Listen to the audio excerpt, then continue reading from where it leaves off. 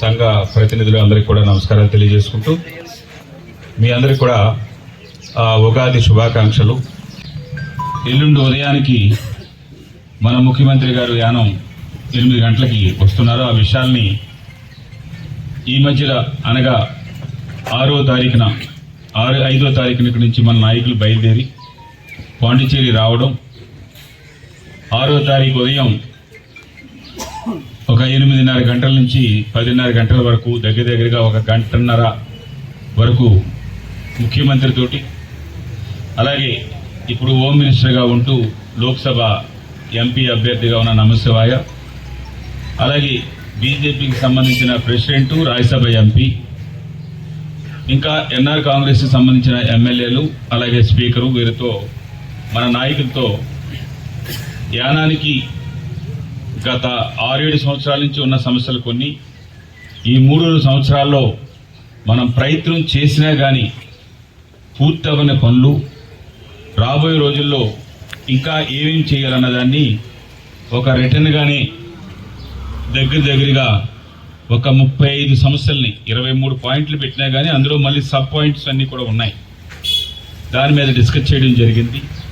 ఇక్కడ ఏ ప్రభుత్వం అయితే ఉంటుందో ఆ ప్రభుత్వం వారితోటి కూడా చర్చించి కొన్ని జరగలేని పనులు, కొన్ని డిమాండ్స్ని పూర్తి చేసుకుంటూ ఇన్ని సంవత్సరాలుగా మనం ఎంపీ ఎలక్షన్కి ఆ పార్టీ నుంచి ఒక జెండా కూడా తీసుకోకుండా, ఒక రూపాయి నిధి తీసుకోకుండా ఇన్ని సంవత్సరాలుగా మనం ఎలక్షన్ చేసుకొస్తూ, ఎంపీ ఎలక్షన్ అంటే క్యాండిడేట్ కూడా యానం రాకుండా ఓట్లేసే పరిస్థితి గతంలో ఉండేది.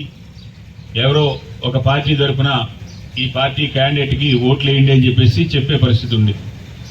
అటువంటిది యానంలో కాదు, క్యాండిడేట్ ఇక్కడ రావాలి, క్యాండిడేట్తో పాటుగా మనం ఎలక్షన్ క్యాంపెయిన్ మనం చేసి మిగతా రోజులు కూడా క్యాంపెయిన్ చేసుకుని అసెంబ్లీ ఎలక్షన్కి ఎలాగైతే మనం పనిచేస్తూ ఉన్నామో అందులో కొంత వరకు ఎలక్షన్ మనం, ఇది ఎంపీ ఎలక్షను, మనం పెద్ద అశ్రద్ధ చేయడం కానీ కాకుండా యానం నుంచి ప్రతి ఎలక్షన్లో కూడా అత్యధిక ఓట్లని యానం నుంచే మనం ప్రతి ఎంపీకి కూడా మనం ఇచ్చి ఉన్నాం.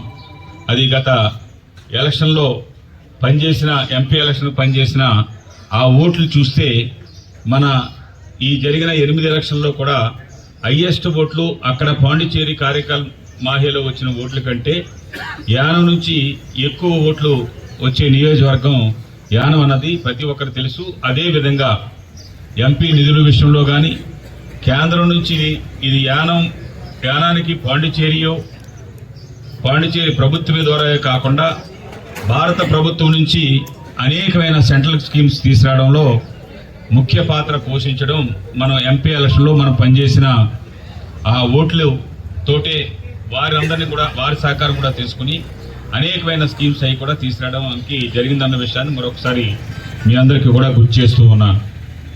2 పార్టీలకు సంబంధించిన వారిని, అలాగే ముఖ్యమంత్రి క్యాండిడేట్ని మనం పాండిచేరిలో కలిసిన తర్వాత, దాని తర్వాత మనం నిర్ణయం, మనకు ఉండే సమస్యల్ని రిటర్న్గా వారి సమక్షంలో మనం మాట్లాడిన తర్వాత అప్పుడే మనం ఎలక్షన్కి వెళ్దామని చెప్పేసి ఇక్కడ నిర్ణయం తీసుకోవడం జరిగింది. ముఖ్యమంత్రి గారు వచ్చినా, క్యాండిడేట్ వచ్చినా, వివిధ నాయకులు వచ్చినా కానీ మన స్టేజ్ మీద మన పబ్లిక్ మీటింగ్ పెట్టినా, మోటార్ సైకిల్ ర్యాలీ పెట్టినా మన వర్గానికి సంబంధించిన వాళ్ళు మాత్రమే దాంట్లోకి మనం వెళ్ళాలి. ఇప్పుడు భారత ప్రభుత్వానికి ఇంకా ఏమేం పనులు మనం రాబోయే రోజుల్లో సాధించుకోవాలి, ఈ ఎంపీని మనం గెలిపించుకున్నట్టయితే కేంద్రంలో మంత్రి అవకాశం 100% అతనికి వస్తుంది. ఎందుకంటే అతను కూడా నాతోటి పాటుగా ఇప్పటికీ 23 సంవత్సరాలు ఎమ్మెల్యేగా ఉన్నాడు, 4వసారి మంత్రిగా ఉన్నారు. ఈ ఎక్స్పీరియన్స్ని అన్ని కూడా నమశివాయిని దృష్టిలో పెట్టుకుని రేపు కేంద్రంలో ఎన్డీఏ ప్రభుత్వం ఏ సర్వే చూసుకున్నా కానీ మనకి తెలుస్తుంది, మిత్రులకు కూడా తెలుస్తూ ఉంది. అటువంటి పరిస్థితిలో ఇటు పాండిచేరికి తప్పనిసరిగా గెలిచిన వ్యక్తికి వారు ఎన్డీఏ గవర్నమెంట్లో సెంట్రల్ మినిస్టర్గా అవకాశం వస్తుంది. ఎందుకనంటే నాకు ఒక నెల రోజుల క్రితం ఇదే నమశివాయ్ కానీ అలాగే బీజేపీ సైడ్ నుంచి కొంతమంది కూడా వచ్చి ఈ లోక్సభ ఎలక్షన్లో మీరు బీజేపీ అభ్యర్థిగా మీరు కంటెస్ట్ చేయండి. కంటెస్ట్ చేస్తే సెంట్రల్లో కూడా మీకు మంచి అవకాశం కలగజేస్తామని కూడా నాతోటి మాట్లాడిన విషయాలు కూడా మీకు తెలియజేస్తున్నాను. నమసేవాయ్ కానీ వీళ్ళందరూ మాట్లాడిన విషయాలు. నాకైతే ఎలక్షన్లో పోటీ చేసే ఉద్దేశం కానీ ఒక పార్టీలోకి వెళ్ళే ఉద్దేశం కానీ నాకు లేదు.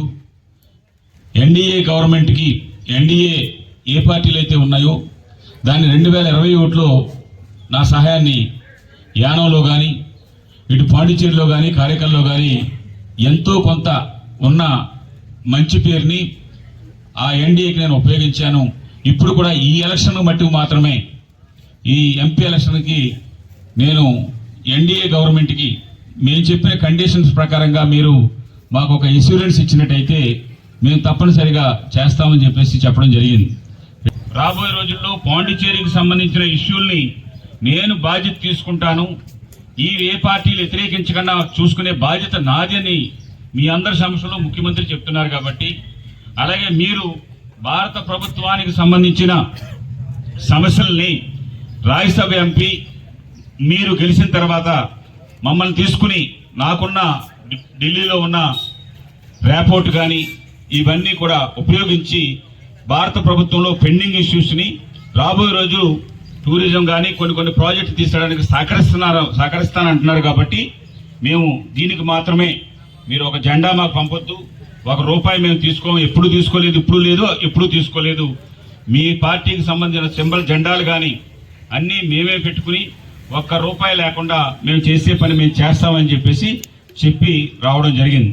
అందులో ఏమేమి ఇష్యూస్ ఇప్పటి వరకు నేను సాధించగలిగానో అవి వదిలేసి ఇంకా ఏ విషయాలైతే ఉన్నాయో ఆ ఇష్యూస్ మీద మాత్రమే ముగ్గురికి కూడా ఇటు ముఖ్యమంత్రికి అలాగే హోమ్ మినిస్టర్కి రాజ్యసభ ఎంపీకి అక్కడికి వచ్చిన స్పీకర్కి అక్కడ ఉన్న ఎమ్మెల్యేలు అందరికి కూడా ఒక్కొక్క కాపీని వాళ్ళందరూ కూడా 15-20 నిమిషాలు చదువుకున్న తర్వాత ఏ ఇష్యూలు పాండిచేరికి సంబంధించినవి, ఇందులో ఏ ఇష్యూలు భారత ప్రభుత్వానికి సంబంధించినవి అన్నది మీరు ఎష్యూరెన్స్ ఇచ్చి మేము ఎవరు కూడా ఈ విషయాల్ని వ్యతిరేకించం, పూర్తిగా సహకరిస్తామని చెప్పేసి మీ ముగ్గురు కూడా సంతకం పెట్టిన తర్వాత ఈ కోడ్ ఆఫ్ కాండక్ట్ అయిన తర్వాత ఈ సమస్యల్ని పాండిచేరిలో సెటిల్ చేయవలసిన పాండిచేరిలోను ఢిల్లీకి పంపించి ఢిల్లీలో ఫాలోఅప్ చేయడానికి మీరు కూడా ఇద్దరు ఎంపీలు కూడా వచ్చి అక్కడ సమస్యని సాల్వ్ చేయడానికి ప్రయత్నం చేస్తామని చెప్పిన తర్వాత వాళ్ళ దగ్గర నుంచి సంతకం తీసుకున్న తర్వాత అప్పుడు మేము ఎస్ అని చెప్పడం అన్నది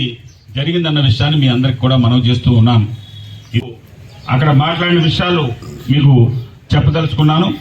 ఇందులో ముఖ్యంగా ఫస్ట్ మనం ఇచ్చిన రికమెండేషన్ని ముఖ్యమంత్రి గారు సంతకంతో ఈ ఇష్యూస్ని నేను షార్ట్అవుట్ చేస్తానని చెప్పేసి తీసుకున్న పేపర్ అది. అలాగే రెండోది ఇందులో హోమ్ మినిస్టర్గా నమస్సేవాయ్ క్యాండిడేట్గా ఈ సమస్యలు నాకు నా పరిధిలో ఉన్నవి, అలాగే ఢిల్లీ పరిధిలో నేను మీ యానానికి సహకరిస్తానని చెప్పేసి వారి సంతకంతో తీసుకున్న ఈ రికమెండేషన్. అలాగే రాజ్యసభ ఎంపీగా వారు ఈ యానానికి సంబంధించిన ఇష్యూల్ని నేను ఢిల్లీకి మిమ్మల్ని తీసుకుని మీరు ఎక్కడికి రమ్మంటే అక్కడికి వచ్చి ఆ సమస్యను సాల్వ్ అయ్యే వరకు కూడా మీతోటి పనిచేస్తామని చెప్పేసి తీసుకున్న రికమెండేషన్. ఎందుకంటే ఇటు ముఖ్యమంత్రి సపోర్ట్ ఉండాలి, అలాగే ఢిల్లీలో లోక్సభ రాజ్యసభ ఎంపీల సపోర్ట్ ఉండాలి. అవతల వాళ్ళకి మనకి మేము ఇలాగ ఇక్కడ ఈ రాబోయే 2 సంవత్సరాల్లో ఈ ప్రభుత్వంలో ముఖ్యమంత్రి ద్వారాగా చేయిస్తామని చెప్పడానికి వేరే పార్టీ వాళ్ళు అడగడానికి ఆ అవకాశం ఇక్కడ లేదు. అలా ఎందుకని ముస్లిం సోదరులైనా క్రిస్టియన్ సోదరులైనా మిగతా వాళ్ళు ఎవరైనా కానీ దీనికి బీజేపీ సింబల్కి మనం వేయాలన్నది మనం ఒక బీజేపీ పార్టీలో మెంబరు కాదు, బీజేపీ పార్టీలో కాదు. ఒక ఎన్డీఏ గవర్నమెంట్కి ఇన్ని పనులు ఉన్నప్పుడు మన ఊరికి మంచి జరుగుతుంది అన్నప్పుడు ఓటేయాలి. లేదంటే ఏదో పార్టీకి వేద్దామని అనుకున్న కంటే నోటాకు ఓటేయండి. మీకు అంతగా కానీ ఇదే మైనార్టీస్ ఎవరైనా కానీ మీకు ఓటేయడానికి కానీ మీకు అవకాశం లేదని అనుకుంటే ఆ టైపు నిర్ణయం అప్పుడు మీరు తీసుకోండి తప్ప యానానికి ఉపయోగపడే నిర్ణయం కరెక్టా కాదా అన్నది ఒక్కసారి ఆలోచన చేయమని అందరినీ కూడా కోరుతూ ఉన్నాం. మనం ఒక్క ఓటుతోటే ఇంకోటి అయిపోయేది కాదు. మనం ఒక్క ఓటుతోటే ఏదో ఒక పార్టీకి వేసినప్పుడు మన ఊరికి ఏంటి ఉపయోగం జరుగుతుంది అన్నది ఒకసారి మిమ్మల్ని కానీ మిగిలిన వాళ్ళని కానీ ఆలోచన చేయమని చెప్పేసి మీ అందరినీ కూడా కోరుతూ ఉన్నాం. ఈ విధంగా